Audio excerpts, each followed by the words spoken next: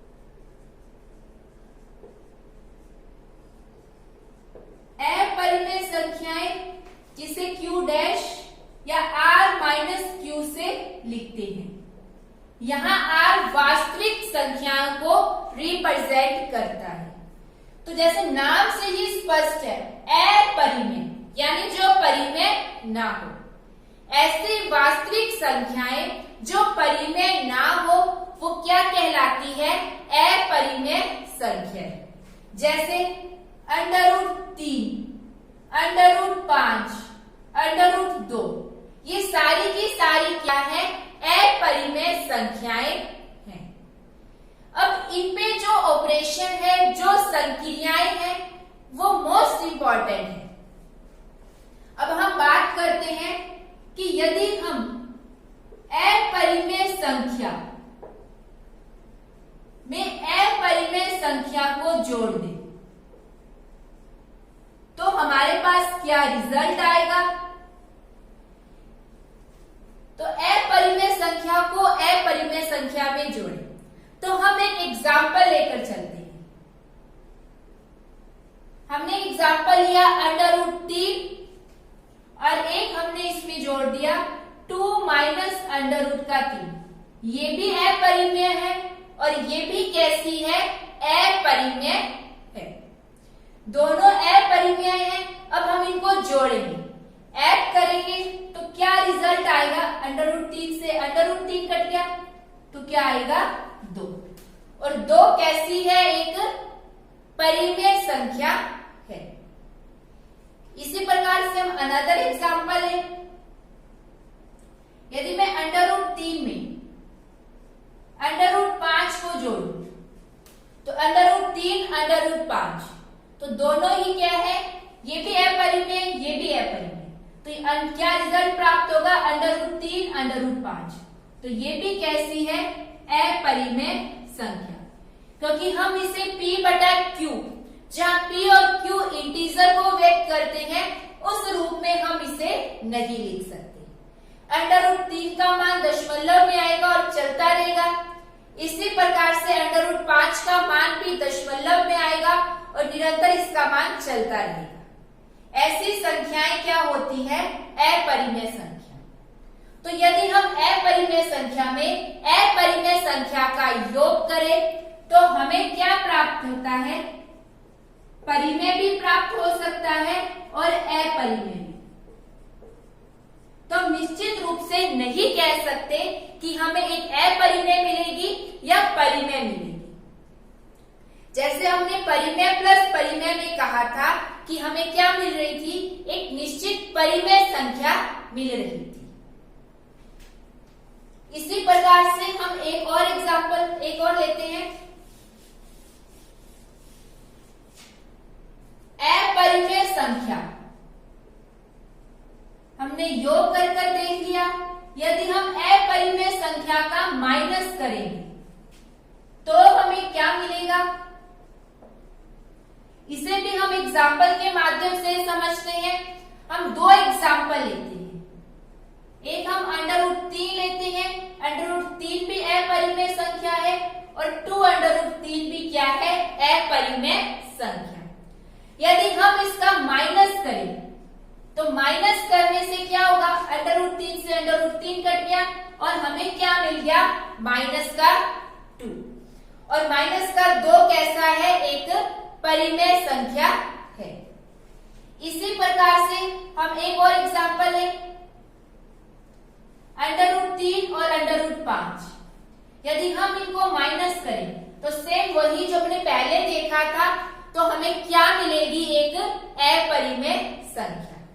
यानी अपरिमेय संख्या में से अपरिमेय संख्या माइनस करें तो क्या होगा? हमें परिमेय भी मिल सकता है और अपरिमेय भी मिल सकता है।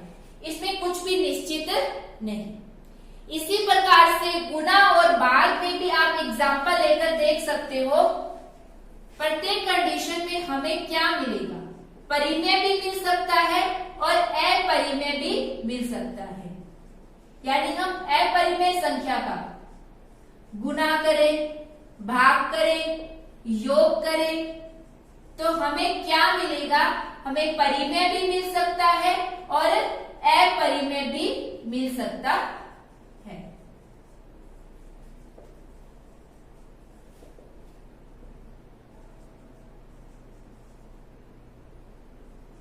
परिमेय अपरिमेय।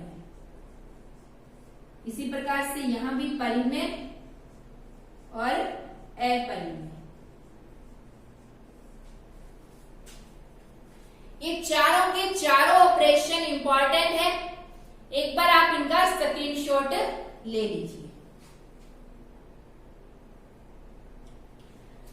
अब ये तो हमने बात कर ली परिमेय संख्याओं पर ऑपरेशन की, अपरिमेय संख्याओं पर ऑपरेशन की। अब नेक्स्ट हम बात करते हैं परिमेय और अपरिमेय संख्याओं के ऑपरेशन पर।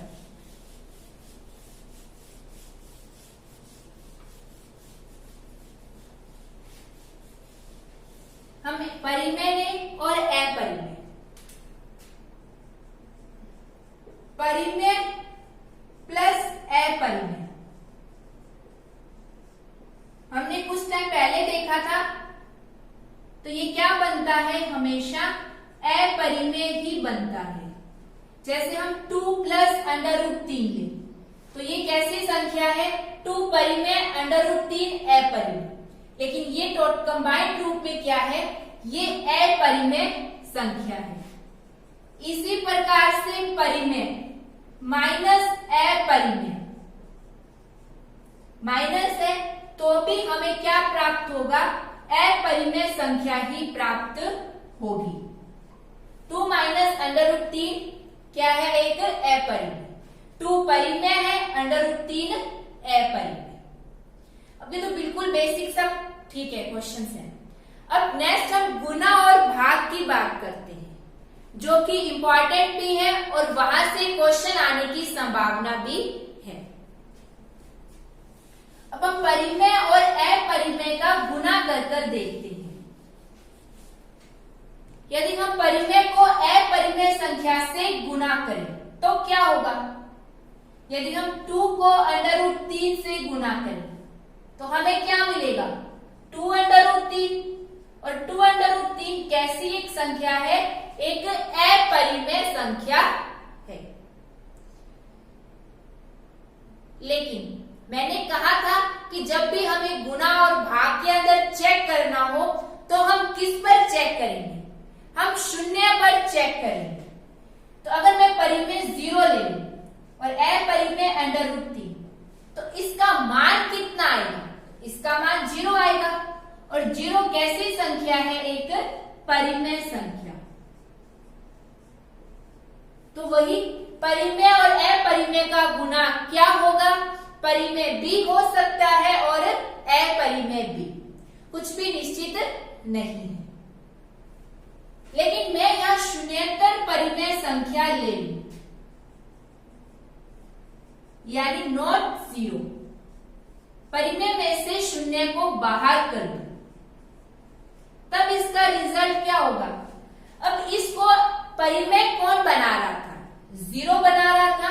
यदि हम 0 को ही बाहर कर दें, शून्येतर परिमेय ले लें, तो डेफिनेटली इसका रिजल्ट क्या होगा, अपरिमेय संख्या होगा। तो शून्येतर परिमेय और अपरिमेय का गुना क्या होता है, हमेशा अपरिमेय होता है। इसी प्रकार से हम भाग की बात करें, यदि हम परिमेय में अपरिमेय संख्या का भाग दें, परिमेय में अपरिमेय संख्या का भाग दें,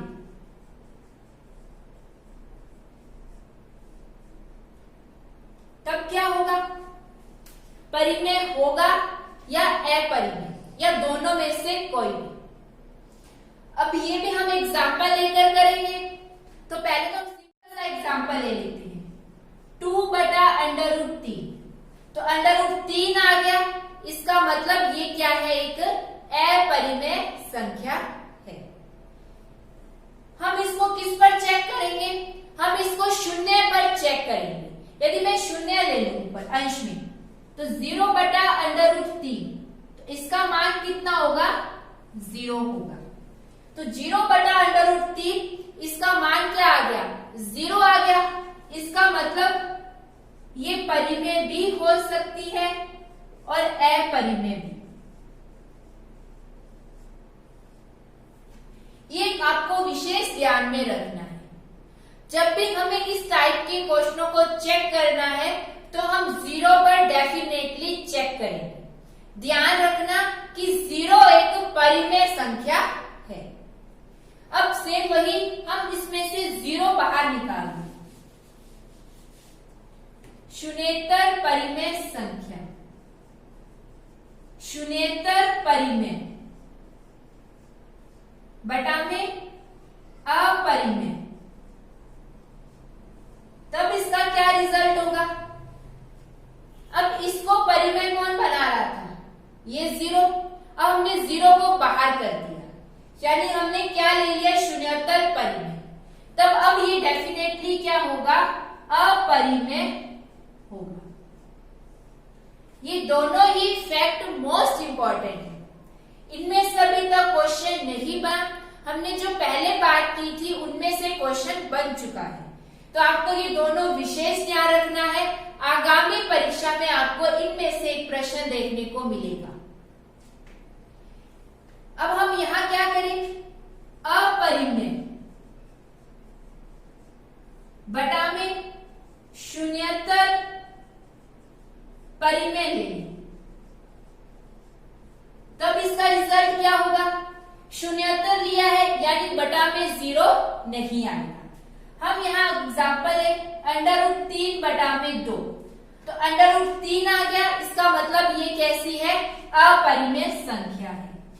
तो ये क्या है? अपरिमेय संख्या। लेकिन यदि बटा में सिंपल परिमेय दिया गया हो, ऊपर अपरिमेय बटा में परिमेय, तब क्या होगा? तब वही हम 0 पर चेक करेंगे। बटा में 0 आते ही वो कैसा रूप ले लेता है? इनफाइनाइट। तब इस कंडीशन में अपरिमेय होना आवश्यक नहीं है। यहाँ अपरिमेय होगा, लेकिन यहाँ अपरिमेय होना आवश्यक नहीं है।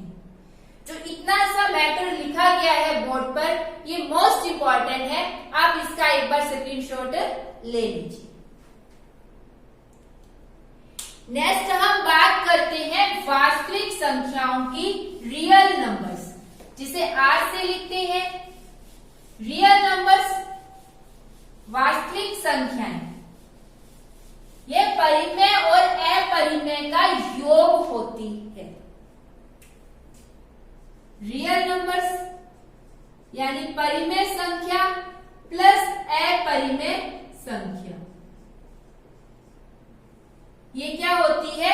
वास्तविक संख्याएं होती है। एक चीज और ध्यान में रखना, इसमें परिमेय शामिल है। तो 0 की बात करें तो 0 क्या है? एक रियल नंबर है, एक वास्तविक संख्याएं है। सेम वही, यदि हम वास्तविक में वास्तविक को जोड़े तो वास्तविक प्राप्त होगा। वास्तविक में से वास्तविक को माइनस करें तो वास्तविक प्राप्त होगा। इनका गुणा करें तो वास्तविक प्राप्त होगा। अगर भाग करें वास्तविक बटा वास्तविक यानी r बटा r हो, तब क्या एक वास्तविक संख्या प्राप्त होगी या नहीं?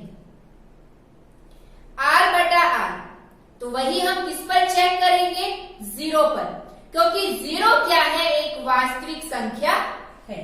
तो हम 0 पर चेक करेंगे। उस कंडीशन में ये इनफाइनाइट रूप ले लेगा, यानी ये क्या होगी? उस कंडीशन में r बटा r रियल नंबर को रिप्रेजेंट नहीं करेंगे। यदि हम इसमें से 0 को बाहर कर दें तो फिर डेफिनेटली क्या होगी? वो एक वास्तविक संख्या होगी। इसी प्रकार से r प्लस r माइनस और r0 को हम डिफाइन कर सकते हैं। r प्लस का मतलब धनात्मक वास्तविक संख्याएं, r माइनस का मतलब ऋणात्मक वास्तविक संख्याएं और r0 का मतलब शून्येतर वास्तविक संख्याएं। अब हम नेक्स्ट विभिन्न परीक्षा में आए हुए कुछ प्रश्नों को देखते हैं। पहला प्रश्न जो सेकंड ग्रेड 2011 में पूछा गया है, अशून्य परिमेय संख्या, अशून्य यानी जो शून्य नहीं है, और किससे गुना किया गया है? अपरिमेय संख्या से। तो हमने देखा था कि अशून्य परिमेय संख्या और अपरिमेय संख्या का गुणनफल क्या होता है? सदैव ही अपरिमेय संख्या होती है। अशून्य परिमेय संख्या और अपरिमेय संख्या का गुणनफल क्या होता है? अपरिमेय संख्या होती है। नेक्स्ट सेकंड क्वेश्चन जो 2016 में पूछा गया है सेकंड ग्रेड मैथ्स के अंदर, इसमें पूछा गया है कि निम्न में से सत्य कथन कौन सा है? तो पहला स्टेटमेंट है कोई दो अपरिमेय संख्याओं का योग और व्यवकलन यानी माइनस का अपरिमेय संख्या होना आवश्यक नहीं है। तो सही है, परिमेय भी हो सकता है और अपरिमेय भी, तो अपरिमेय होना आवश्यक नहीं है। तो डेफिनेटली ये कथन सही है। सेकंड स्टेटमेंट किन्हीं दो अपरिमेय संख्याओं का गुणनफल अपरिमेय संख्या होता है। परिमेय भी हो सकता है, हमने देखा था, परिमेय या अपरिमेय में से कोई भी हो सकता है। गुणनफल अपरिमेय संख्या होता है ये नहीं, यानी सेकंड स्टेटमेंट क्या है? गलत है। नेक्स्ट थर्ड, कोई दो भिन्न अपरिमेय संख्याएं हैं, उनके लिए a बटा b, यानी बेसिकली क्या पूछा गया है? अपरिमेय संख्याओं का भाग। इन्होंने कहा है कि अपरिमेय होता है, पर हमने देखा था कि परिमेय भी हो सकता है और अपरिमेय भी हो सकता है। तो ये स्टेटमेंट भी क्या है? गलत। यानी इसका क्या ऑप्शन है कि केवल एक कथन ही क्या है? इसका सत्य है, बी और सी सत्य नहीं है। नेक्स्ट थर्ड नंबर क्वेश्चन भी सेकंड ग्रेड में ही पूछा गया है 2016 में। बिल्कुल बेसिक सा क्वेश्चन है। हमें एक संख्या दी गई, अब ये संख्या p बटा q रूप में दी गई है, बटा के रूप में है, पर परिमेय संख्या में हमें ध्यान में रखना है p बटा q के लिए दोनों ही इंटीजर होने जरूरी है। तो ये तो इंटीजर है 1872, लेकिन ऊपर हमें अंडर रूट में दिया गया है, तो आप इसको अंडर रूट में जब हल करोगे तो इसका मान पॉइंट्स में आएगा, यानी ये क्या है? एक अपरिमेय संख्या है। इसी प्रकार से एक और प्रश्न PTET 2011 में पूछा गया है। एक पाई दिया गया है, एक ई दिया गया है, और पूछा गया है कि ये क्या है? तो पाई क्या है? एक अपरिमेय संख्या होती है। ई क्या है? ये भी अपरिमेय संख्या है। इसका पाई का मान 3.14 डैश डैश डैश तक आगे चलता रहता है। इसी प्रकार से ई का मान 2.71 डैश डैश डैश आगे चलता रहता है। तो हमें बताना है कि ये कैसी है। तो 2.71 डैश डैश ई का मान, तो हम इसको under root 3 minus under root 3 2 इस एग्जाम्पल से समझ सकते हैं। अंडर रूट 3 का मान भी डैश डैश में चलता रहता है, अंडर रूट 2 का मान भी आगे पॉइंटों के बाद चलता रहता है। तो इसका ये क्या ऐसी है? एक अपरिमेय संख्या है, तो ये भी क्या है? एक अपरिमेय संख्या है। पर हम डायरेक्ट अगर हम इस स्टेटमेंट की बात करें, अगर हम कहें कि अपरिमेय में से अपरिमेय को माइनस करें तो अपरिमेय प्राप्त होगा, ये गलत है। अपरिमेय में से अपरिमेय को माइनस करने से परिमेय भी प्राप्त हो सकता है और अपरिमेय भी प्राप्त हो सकता है। पर यदि एग्जाम्पल पर्टिकुलर एग्जाम्पल दे दे कोई एग्जामिनर, जैसे पाई माइनस का ई हमें एग्जाम्पल दे दिया, under root 3 minus under root 2 दे दिया, तो ये संख्याएं कैसी है? एक अपरिमेय संख्या है। तो हमने क्या है? नंबर सिस्टम का बिल्कुल बेसिक कंसेप्ट देख लिया। यही बेसिक कंसेप्ट आगे हमें ग्रुप, रिंग थ्योरी, वेक्टर जैसे टॉपिक को समझने में भी सहायता करेगा। आज के लिए इतना ही, धन्यवाद।